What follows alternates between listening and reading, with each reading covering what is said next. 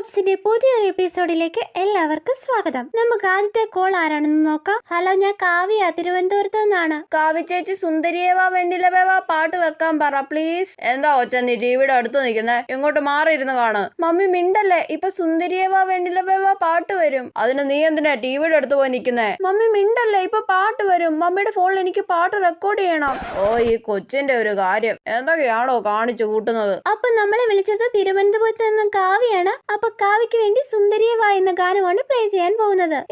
സുന്ദരിയേവാ പാട്ടാണല്ലോ. ഡിങ്ക ഡിങ്ക. സുന്ദരിയേവാ N വെണ്ണിലവേവാ N ജീവതാളമേ പ്രണയിനിയോ. അമ്മ ഇത് cake. ഇനി എപ്പോഴും അമ്മയുടെ ഫോണിൽ പാട്ട് കേൾക്കാലോ. സുന്ദരിയേവാ എൻ വെണ്ണിലവേവാ.